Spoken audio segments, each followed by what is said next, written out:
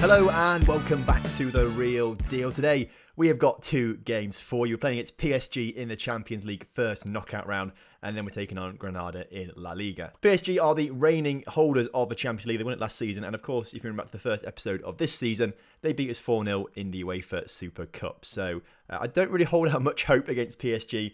I wanted to have a really good run in the Champions League this year, but I think we maybe halted in the first knockout round. But we're in the first knockout round. It's the promised land. We've always wanted to get to knockout round football in the Champions League, and it's not happened for us yet. Obviously, it worked out last year when we won the Europa League instead, but this year, I really wanted to get to the promised land of knockout football in the Champions League and get as far as possible. Before we get into today's games, though, let's have a quick look at what happened since you were last here, and it's been pretty good, I've got to say. Last episode, Espanyol, Las Palmas, 2 wins. Since then, 4 games, 4 wins. We start off with an away game to Athletic Bilbao, with Hans Osmanovic grabbing a brace in that game to make sure we got the 3 points.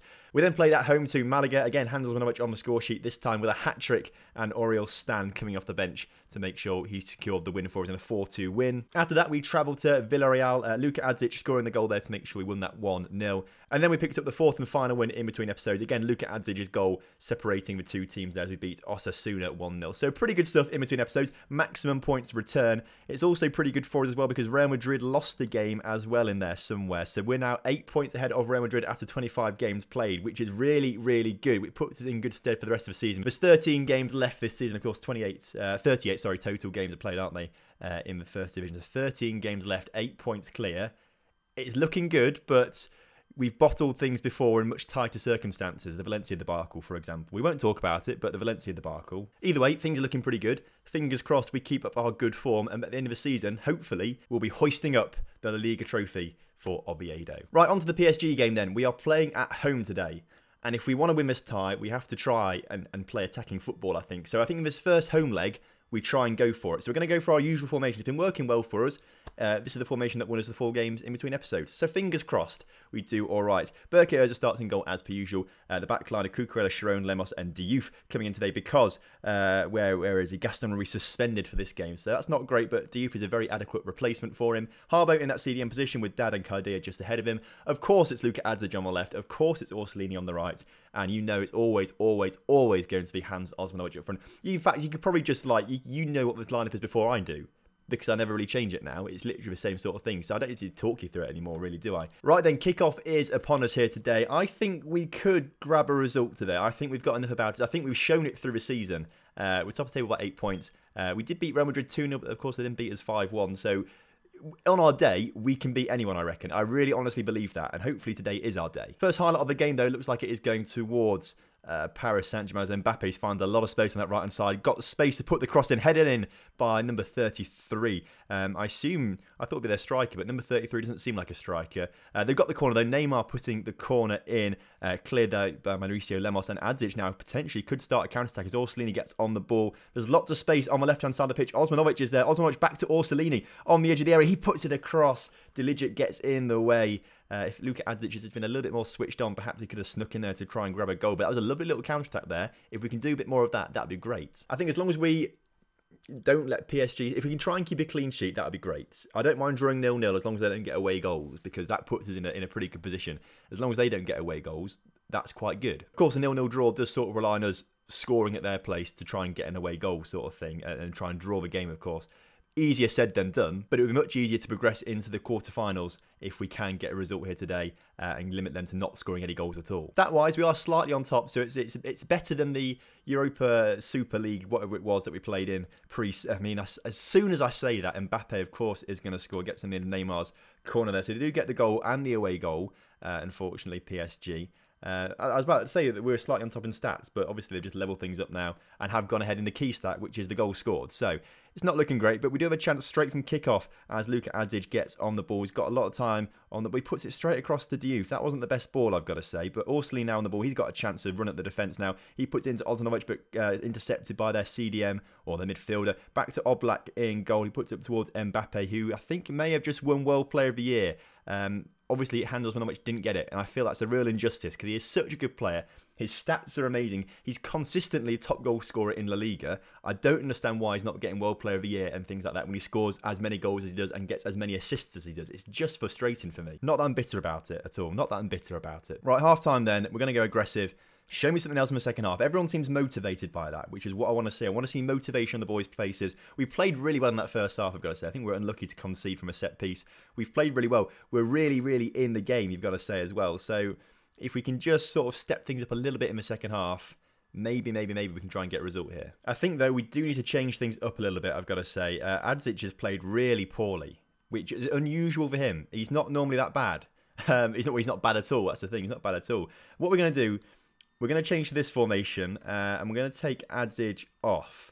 So we're going to bring Sousa on in that attacking midfield position as an attacking midfielder on. We'll put on attack, actually. Orsolini can he can play striker a little bit, so we'll leave him on the pitch for now as a complete forward on support. He's kind of capable of that. What we will do, though, is because Sousa's not a playmaker, we will swap Harbo around with Cardia, and Cardia can become that deep line playmaker instead in that midfield. So hopefully this may change the dynamic of the game a little bit. It does narrow our game quite a lot. We don't have as much width, but if we can overload the middle and try and defend quite well at the back, I think this could be a way forward for us. Although we do have a highlight right now as Orsolini gets on the end of the ball. Back to Orsolini from Osmanovic. In towards Dad. Cleared, though, unfortunately. And that's the end of the highlights. I guess it was just sort of a highlight while we made substitutes. Goal kick for us now. Berke Urza kicks it up the field, up towards Orsolini, who doesn't win the ball, but it does go back to Cardia, who puts it forward to Orsolini. Orsolini! What a lovely move that was. Harbo getting the ball forward to Orsolini, who levels things up for us. After moving to that strike position, it's worked quite nicely, that formation change.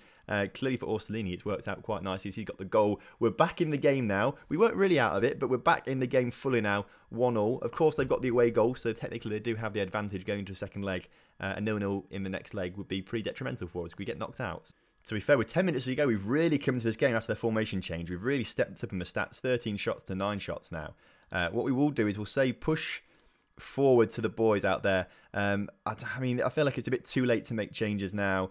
Cardia is going to come off for Stan in that deep line playmaker position. That's the only change we'll make. Perhaps just a little slight creative change in midfield may just give us that little bit of edge in the final 5 minutes or so, but I don't expect much. Mauricio Lemos just picks up an injury. That's not good. Lemos just picked up an injury. We're going to bring Vazquez on. He's not played for a long time, as you can see by his match fitness. We've sort of not really done rotation much, I've got to say, recently. I've wanted to keep the same side. I wanted to keep the consistency, because in previous years, I've rotated quite a bit, but I feel like this season, it's the last season, we may as well just try and put the best team out all the time, rather than trying to do, because a lot of the rotation I do is to develop players, but as this is the last season, we don't really need to develop players anymore. So I've tried to just keep the same team going the entire time, the best 11 sort of thing, and it's worked in our favour so far, because we are top of the table. We've also picked up a draw here against PSG. They are coming forward, actually. They've gone out of play, that's fine. I feel like that is going to be that as Berke gets set. There it is. It's all over now. So 1-1 on the night. That's a better result than I expected. I didn't expect the result, if I'm honest with you. I did think we get absolutely battered by PSG. So 1-1 is very good. Lemos out for 5 to 6 months. He's out for the rest of the season then. Oh, that is no good. He's the best defender we've got, Lemos.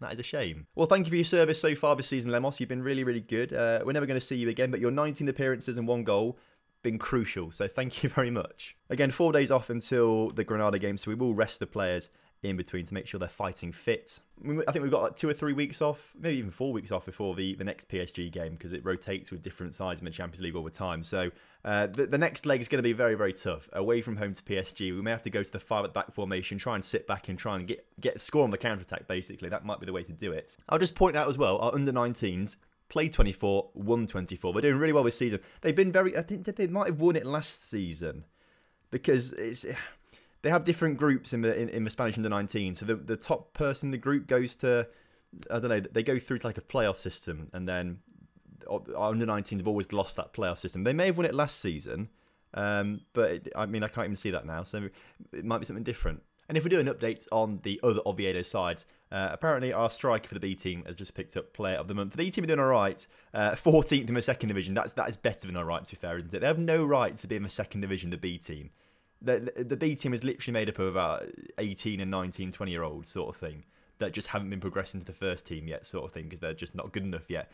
So for them to be there and be 14th and technically the 34th best team in Spain, I think that's crazy. Right then, on to Grenada now. Lemos has to come out the side, obviously, because he's injured. The next best person is Sasa Babic to play in that right-sided centre-back position. So we'll bring Sasa Babic in there. We'll also bring Gaston Ruiz back on for Diouf.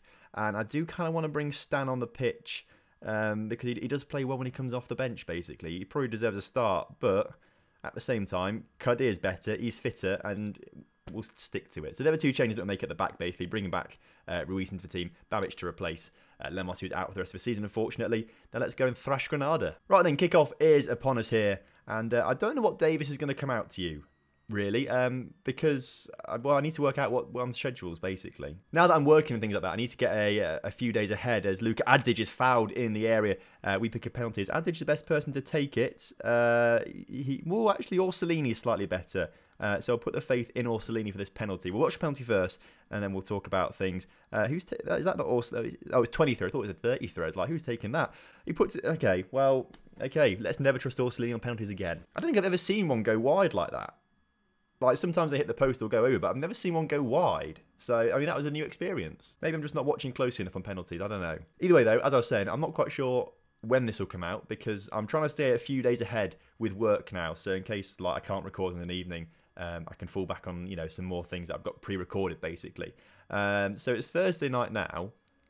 I feel like this should probably come out over the weekend at some point, because we need to get the episodes out before FM19 comes out, which I think is going to be probably the Thursday, Friday night next week of the 18th, I think it is. The beta, at least, if you pre-ordered it. So I need to pre-order it still. I've not actually done that yet. Either way, Adic just scored a goal there, if you saw in the background. Yeah, I still need to pre-order it. I've not done that yet. You would have thought someone like me, who makes Football Manager videos, would pre-order it as soon as it's announced, but I haven't. I need to get around to doing that so I get access to the beta. Looks like another chance for us now on the 14-minute mark as Kadir picks the ball up in the middle of the park. They're standing off as Granada. They're not really coming close to us as Adic picks up his second of the game, and that was just too easy to score that goal. We've had 7 shots in 14 minutes so far, which is pretty good going. We're 2-0 up. We're coasting in this game. I mean, Granada are down in 18th in the league anyway, so, you know, this should be easy pickings, but we're making it look a whole lot easier than it actually should be. Just past the half-hour mark now, we've got another chance as Ruiz finds himself in a fantastic position. He puts it into Adic, who's looking desperately for his hat-trick. Puts it against the crossbar there, and it's eventually clear. But Adic really, really hunting for that hat-trick. He scored a lot of goals. In fact, he's not far off Handelsmanovic. Handelsmanovic totally has about 27, 28 goals this season, I think, already, which is ridiculous. I think a vast majority of those have come in the league, actually, as opposed to cup competitions. But Adic really isn't far. He can't be far off 20 goals total, actually, I think, for the season so far, which is pretty good for a winger, I've got to say. And at this stage of the season, well, we're only in February or something like that, so he's doing pretty well. He could be on for 30 by the end of the season if he keeps going on this particular trend. But he's on the ball now, Adic, trying to find a way through. Plays it back to Harbo. Kadir now on the ball, looking out towards Cucurella, who can put the cross in to Orsolini at the far post. The other winger now getting on the score sheet with Marc Cucurella, who literally, I mean, I don't really talk about him too much, but he is the beating heart of our defence. He's the best defender we've got, actually. Best rating, best performances, things like that. He's the vice-captain, but whenever a player comes to me with an issue, and usually it will say things like, oh, do you want Cucurella to sort us out for you? If he does it, like if I ask him to sort it out, he sorts it out every single time. Like other players, Adic, he's the actual captain. If I ask Adic, it's like, you know, 25-75 to know that they just won't do it. They won't listen to Adic. But everyone seems to listen to Cucurella. Every transfer window, Real Madrid, for the past 2 seasons or so, have tried to bid for him. And he's for whatever reason, he's only worth like £2 million. His release fee clause is like 30, but he's only worth 2 million. So they only bid about 2 million. I always negotiated to 300 million, and they walk away straight away. So that's always all right. But he's a very in-demand man, is Marc Cucurella, and I'm very happy that we've got him and keeping him at the club. We are going to make some changes, though, around the 60-minute mark or so. Harbo is going to come off because he's got the worst rating on the pitch, a 6.9. How poor is that?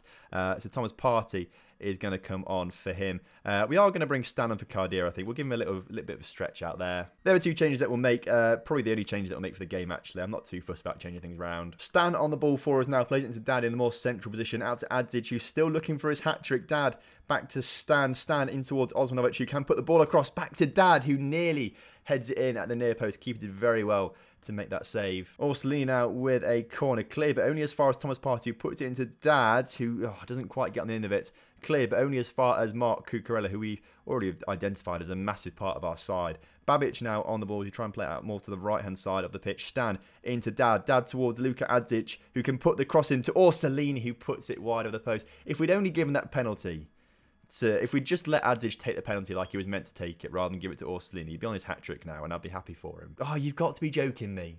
You've got to... I hope this is...